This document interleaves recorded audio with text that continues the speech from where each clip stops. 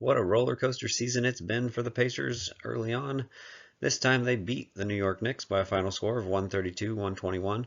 Bennedict Mathurin and Tyrese Haliburton have a historic night as a duo, the first Pacers teammates to ever score 35 points in a game in a regular season contest. In the playoffs in the year 2000, Reggie Miller and Jalen Rose also accomplished this by both scoring 40 points in Game 1 of the second round against the 76ers.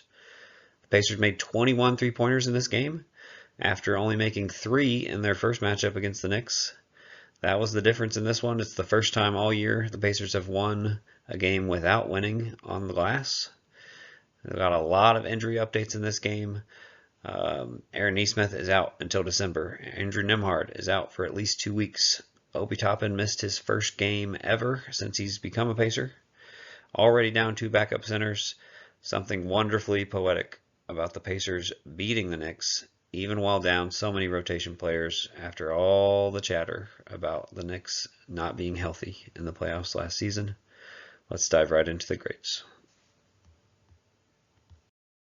Bennedict Mathurin, you gotta let this man cook. 38 points, 8 rebounds, 2 assists, 1 block, a turnover. He was unbelievably hot in this game. 13 for 18, 7 for 9 from 3. He hit 7 consecutive attempts from deep. The only ones he missed, the first one he took in the game and the last one he took in the game. He played 41 minutes with the Pacers so shorthanded, and the Pacers were plus 16 with him on the court. An A-plus performance if we've ever seen one. He was just incredible.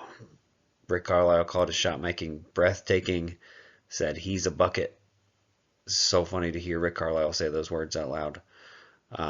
Just pull up threes, taking them off the dribble, hitting them in transition off the catch, taking advantage of mismatches, whether it's Towns or Brunson or Jericho Sims on a possession, aggressive drive through contact, finishing with either hand, continues to draw a good whistle on his drives, timely cuts, got a good cut on a TJ McConnell drive. McConnell celebrated with a little telescope.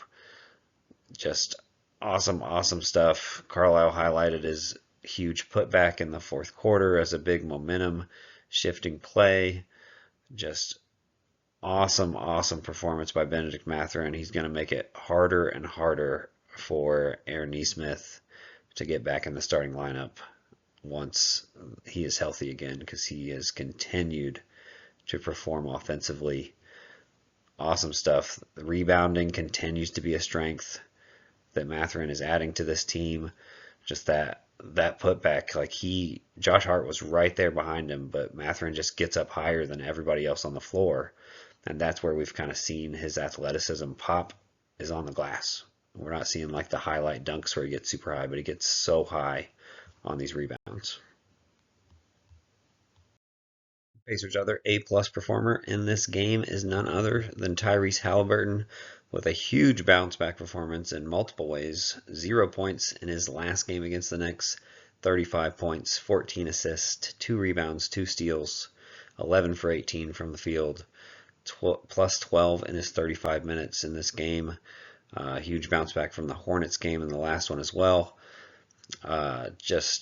You can see him grimacing on the bench at times in this one, dealing with something with his back clearly, even though he doesn't want to make that an excuse anytime he's asked about it. But we really saw the joy out on the court for one of the first times this year. Easily the most fun that he's looked like he's had. He came in the game with just less than 8 minutes left to go, and scored or assisted on 27 of the team's last 29 points. 5 assists in that bunch, all on threes. 3 Myles Turner threes, 1 Bennedict Mathurin 3, and 1 Ben Sheppard 3.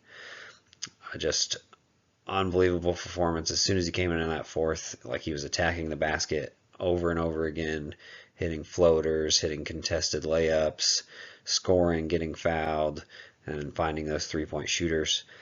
In the first half, he had a couple like really impressive 3-pointers that I saw him kind of work on while he was warming up. One of them was this tough step back 3 that he hit with Cat guarding him. and he kind of took this step back and then took the shot. He took that same shot about 10 straight times and missed every time in warm-ups before finally hitting one. And he does make this a little bit harder in warm-ups, where he's like trying to shoot over the backboard too, like the most difficult possible spot to take that step back from. But he repeatedly took it over and over and over, missed it, finally hit one before he kind of takes the simple shots from the corner before moving to his next spot. Really impressive to see him hit that shot in the game. And he also hit this one leg running three-pointer, which I've never seen him attempt in a game before, but he did a lot of those in his warm-up routine as well. Ended up attempting 2 in this game and hit 1 of the 2. After the one he made, he pointed over to the bench with Jenny Busick also pointing right back at him, so it's clearly something that they've talked about or worked on together. Just awesome to see Tyrese perform like this. Hopefully the back issues, he can work through them. Carlisle said this was kind of the most determined he's ever seen him look in a regular season game. Really good to see with how he struggled early in the year to this point. Myles Turner with a huge performance in this one as well. The B+ in this game, 26 points, 6 rebounds, 1 assist, a steal, 2 blocks, 2 turnovers. He was 8 for 15 from the floor, 5 for 8 from 3, a +14 in 39 minutes.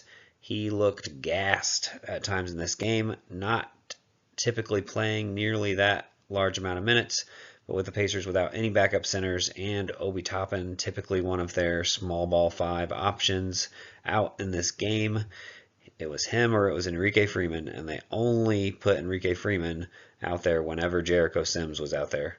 If Karl Anthony Towns was out there, Myles Turner was going to be out there too. And you know how Tibbs does with his starters, they're going to play close to 40 minutes every game, no matter what.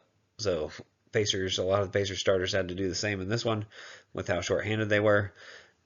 He was great in this game. He had his moments of struggle, but more than made up for it every time something went wrong. I had a pair of blocks that were both kind of 5-point swings in the Pacers' favor. Blocked OG early in the game, and the Pacers quickly took the ball out of bounds, hit Pascal Siakam for 3 in the corner. Later blocked Jalen Brunson on a drive, and Bennedict Mathurin took it coast to coast, finished with a foul to get a 3-point play the old-fashioned way. Wasn't perfect against Cat, but he got enough stops, made him work, and just kind of matched him bucket for bucket, especially in the second half. All 5 of his 3-pointers were made in the second half, including 2 at the start of the third that kind of got the Pacers going a little bit, and then 3 in the fourth quarter, including another pair that were back-to-back that really got the crowd pumped and into it, and started increasing that lead to get the Pacers some breathing room. I think critical in this game, he didn't waste any fouls. There weren't any offensive fouls from screens or charges, or he's trying to post up a smaller guy and just kind of accidentally gets him in the head with his elbow. Didn't waste any fouls. All of his fouls that he used were on shots, constantly contesting things at the rim. Really good to see. My one note for Myles, the big one, never attempt a behind the back pass again. One of the worst attempts at a fancy pass I've ever seen, where he turned the ball over in the fourth quarter. But pretty good performance otherwise from Myles, B+. Pascal Siakam with a B in this game. A little quieter than normal, 14 points, 8 rebounds, 3 assists. He was just 5 of 13 from the floor, 2 of 6 from 3, +8 in his 34 minutes. Not nearly as much post work in this one compared to usual.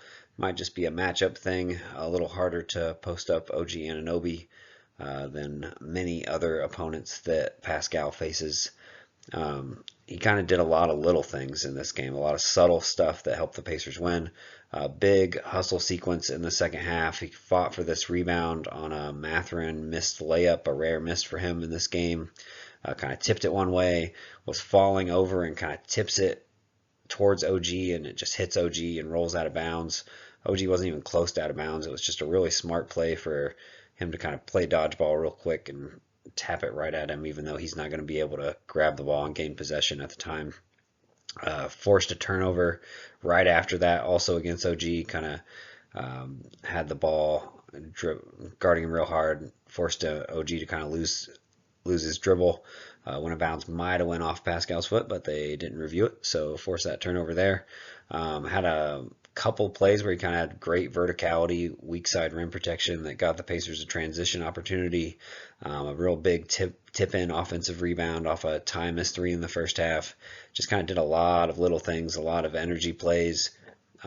Not the kind of like star work that we've seen from Pascal Siakam, but still a solid game, even if he wasn't lighting up the scoreboard like he has been. Jarace Walker, I gave a B in this game. Stats don't look great, but 6 points, 4 rebounds, 2 steals, a block, 2 for 9 from the floor, 2 for 7 from 3. He was still +1 in his 27 minutes. Kind of a rough first half for Jarace, and then a really solid second half. Carlisle highlighted that he kind of really improved and made a lot bigger impact in the second half. That 27 minutes, I think, really speaks to some of the positives with some of these injuries, that like guys like Ben and Jarace are getting a much longer leash than they sometimes get, because there's nobody really to kind of sub them out for with how the bench is looking right now. Still some huge plays in this one from Jarace. I thought he didn't have a ton of possessions against Jalen Brunson, but whether he was switched on to him or was even matched up with him for a few possessions, I thought he did one of the better jobs of anybody on the Pacers in this game. Blocked him once in the fourth quarter off one of Brunson's fadeaway. Kind of the only guy who can avoid getting whistled for fouls while attempting to guard the guy in this game. Always a frustrating process trying to watch Jalen Brunson play and foul bait his way to the free throw line. Did a great job staying on his feet, kind of similar to when he was facing Luka, where multiple Pacers are falling for the pump fakes over and over again. Jarace has done a really good job staying disciplined in terms of not getting off his feet until somebody's actually going up for a shot. Offensively, really struggled with his three, except for a key sequence in the third quarter where he hit 2 back-to-back three-pointers on consecutive possessions that forced a timeout, got the Pacers the lead. Big moment that we'll highlight more for some other players' contributions in that stretch.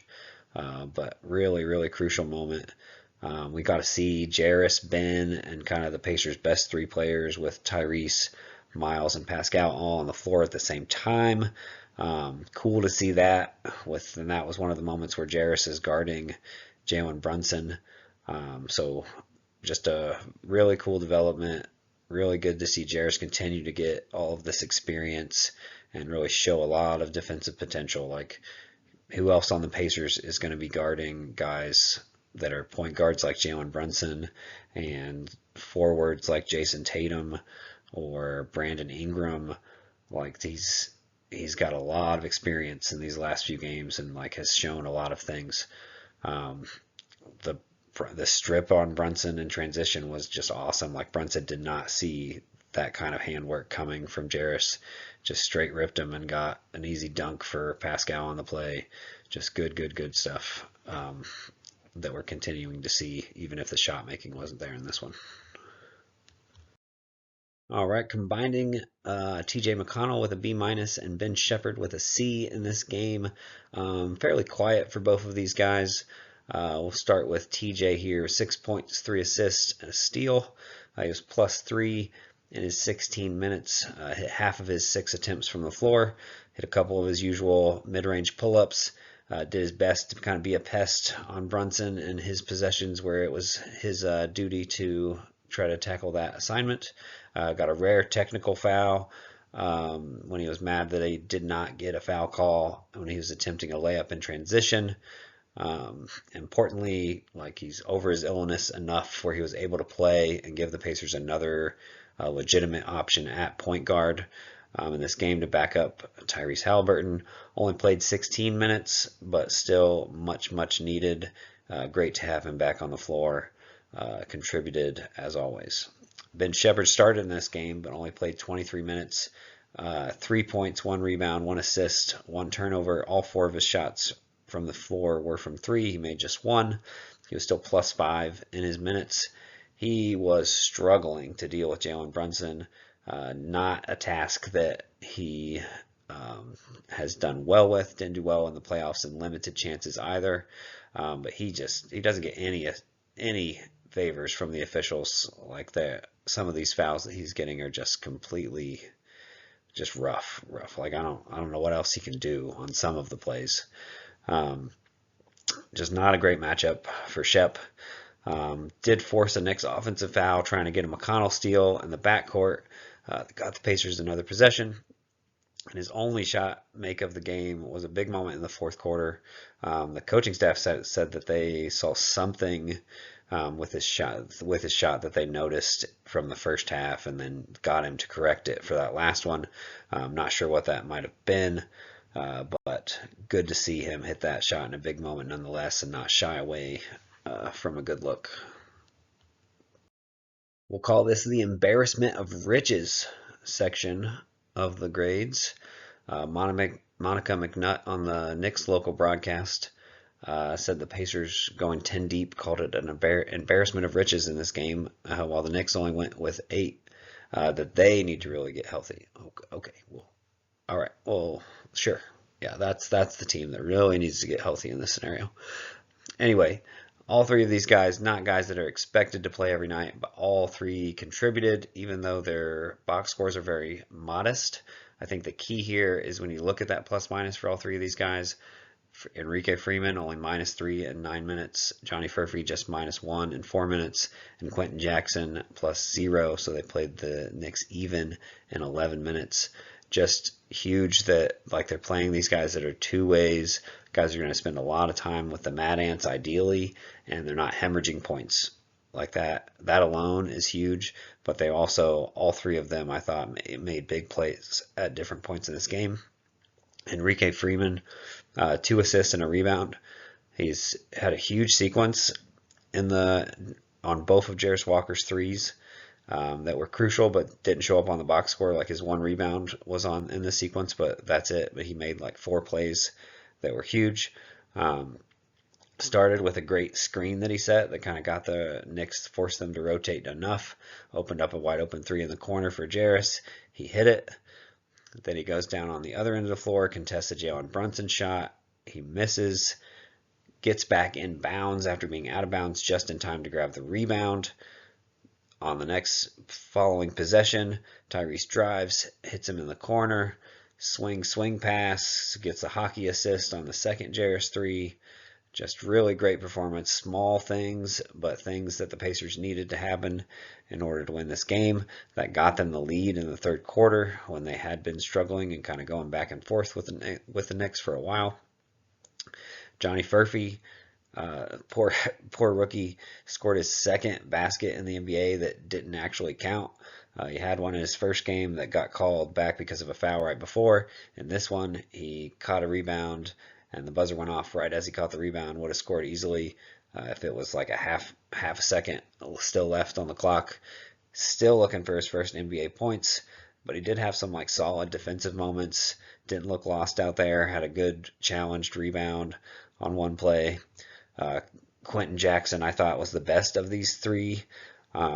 Really, with how much Shep especially was struggling to guard Brunson, him being able to play 11 minutes and give them another option to just kind of throw at him with speed and energy and effort and just make it as hard as possible for him was critical. He had a nice cut and got a tie and assist on a little reverse layup that he hit. Added a rebound, added an assist, 4 points total, hit both of his shots. Didn't try to do anything too crazy. I gave him a B+ in this game. I thought like in 11 minutes, you're not asking him to do much. Like I thought that was just like the perfect thing that they needed in this game. Furphy, I gave a C. Freeman, I gave a C+. His first half was a little rough. I think ideally you probably would want him to play the 4 at an NBA level. He's only 6'7".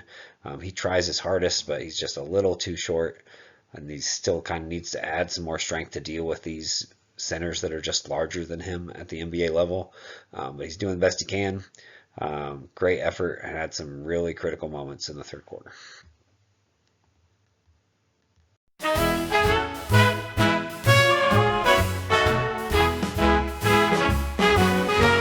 iPacers.com.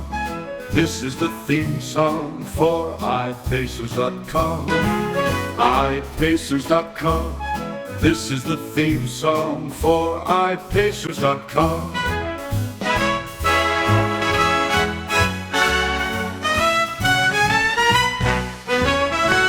iPacers.com. This is the theme song for iPacers.com.